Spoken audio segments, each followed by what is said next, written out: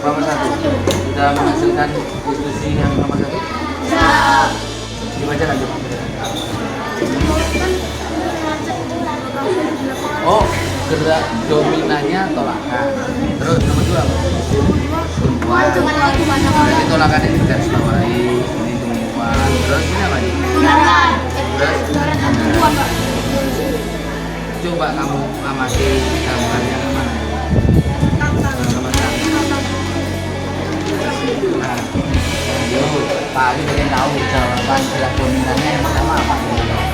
Tumpuan. Yang melakukan tumpuan bagian tubuh apa?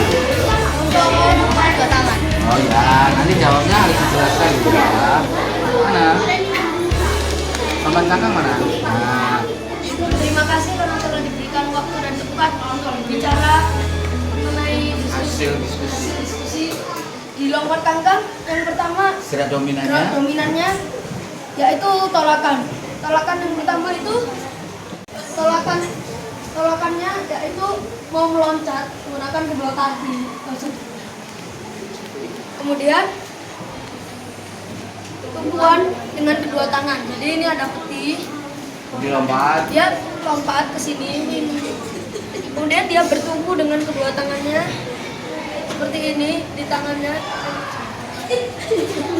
Seperti ini. Nah, Oke, berarti ini dikasih kata kalau gitu tolakan.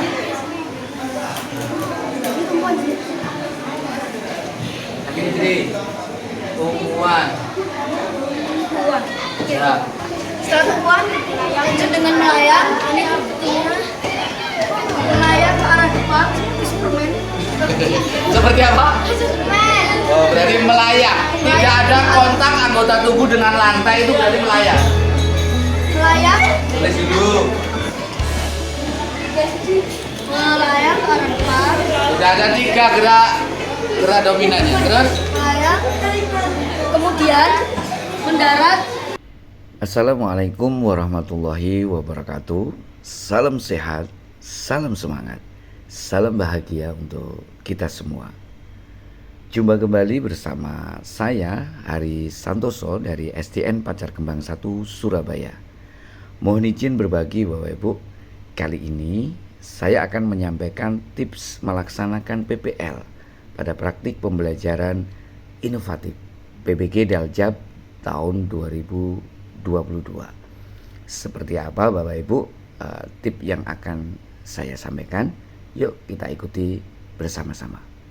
Tips yang pertama, sebelum pelaksanaan praktik pembelajaran inovatif, Bapak Ibu siapkan ruangan kelas yang bersih, rapi, nyaman, tenang, artinya tidak bising Bapak Ibu, dan pencahayaannya bagus di ruang tersebut. Jadi tips yang pertama ini, sebelum pelaksanaan praktik pembelajaran inovatif, Bapak Ibu harus menyiapkan ruangan kelas yang bersih, rapi, nyaman, suasananya tenang, tidak bising, dan pencahayaannya bagus. Karena ini terkait nanti ketika Bapak Ibu pengambilan video saat melaksanakan praktik pembelajaran inovatif. Kemudian tips yang kedua, sebelum pelaksanaan praktik pembelajaran inovatif, Bapak Ibu juga harus mempersiapkan perlengkapan ataupun alat yang dibutuhkan. Misalkan LCD, layar, pointer, kamera, ada tripod, ada mix speaker, ada roll kabel, dan alat pembelajaran lainnya Bapak Ibu. Karena kesiapan alat ini tentu akan berpengaruh sekali terhadap kesuksesan Bapak Ibu dalam melaksanakan praktik pembelajaran inovatif. Selanjutnya Bapak Ibu, tips yang ketiga, tip ini juga penting untuk diperhatikan Bapak Ibu. Sebelum pelaksanaan praktik pembelajaran inovatif, tentu Bapak Ibu harus menyiapkan media pembelajaran yang dibutuhkan. Misalkan PPT, lembar kerja peserta didik, misalkan LKPD, bahan ajar nanti yang digunakan untuk saat pembelajaran, ada gambar misalkan, ada video misalkan, atau media peraga yang lainnya. Selanjutnya Bapak Ibu, tip yang keempat ini Bapak Ibu harus membuat naskah skenario urutan-urutan langkah pembelajaran. Jadi langkah-langkah pembelajaran itu akan lebih siap bila Bapak Ibu tuangkan dalam sebuah naskah skenario. Sehingga nanti pada saat pelaksanaannya Bapak Ibu akan melakukan pembelajaran inovatif yang lancar dan berhasil dengan baik. Sekali lagi, tip yang keempat adalah membuat naskah skenario urutan langkah-langkah pembelajaran. Misalkan salam pembuka, apa yang harus disampaikan Bapak Ibu, berdoa, mungkin ada yel, ada interaktif tanya jawab, misalkan menyampaikan materi pokok, menyampaikan apersepsi, tujuan pembelajaran, manfaat materi pembelajaran. Ini semuanya Bapak Ibu tuangkan di dalam sebuah naskah skenario urutan langkah-langkah pembelajaran. Kemudian tips selanjutnya yaitu tip yang kelima, Bapak Ibu. Bapak Ibu harus mengatur tata letak pengambilan video dengan tepat. Jadi saat pelaksanaan praktik pembelajaran inovatif, Bapak Ibu harus mengatur tata letak pengambilan video dengan tepat. Misalkan posisi awal guru membuka pembelajaran. Di mana posisi yang ideal? Posisi yang ketika nanti diambil videonya, posisi itu sangat bagus, Bapak Ibu. Posisi guru saat menyampaikan materi misalkan. Ini penting sekali diperhatikan Bapak Ibu. Posisi guru saat berinteraksi bertanya jawab. Atau saat posisi guru mobile membimbing diskusi misalkan. Ataupun misalkan posisi Bapak Ibu guru ketika memberikan umpan balik. Nah, saat pelaksanaan praktik pembelajaran inovatif, ketika pengambilan video ini harus diperhatikan dengan baik. Sehingga pelaksanaan praktik pembelajaran inovatif Anda akan berlangsung dengan baik. Selanjutnya Bapak Ibu, tips yang keenam, Bapak Ibu harus melatih kemampuan berkomunikasi. Melatih kemampuan menyampaikan materi. Misalkan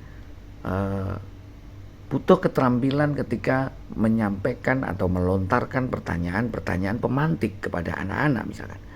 Menyampaikan apersepsi, ini butuh keterampilan yang kemampuan komunikasinya harus bagus Bapak Ibu. Kemampuan menyampaikan materi juga harus bagus.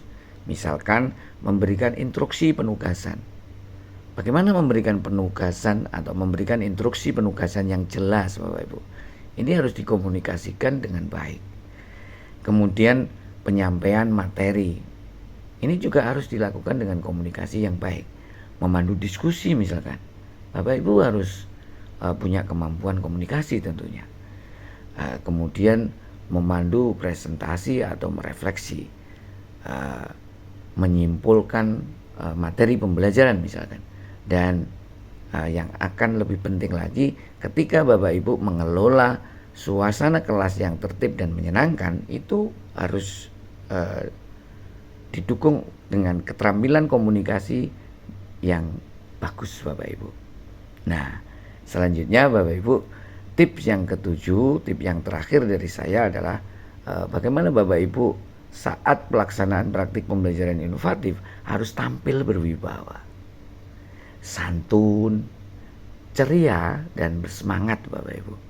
Misalkan Bapak Ibu saat praktik pembelajaran inovatif tentu harus memakai pakaian yang rapi, bertutur kata yang sopan saat pembelajaran, ekspresi yang murah senyum, kelihatan sekali ekspresinya penuh antusias, itu juga harus ditunjukkan pada saat pembelajaran Bapak Ibu. Nah Bapak Ibu, demikian tadi Bapak Ibu 7 tips dari saya bagaimana melaksanakan praktik pengalaman lapangan yang baik saat pelaksanaan praktik pembelajaran inovatif.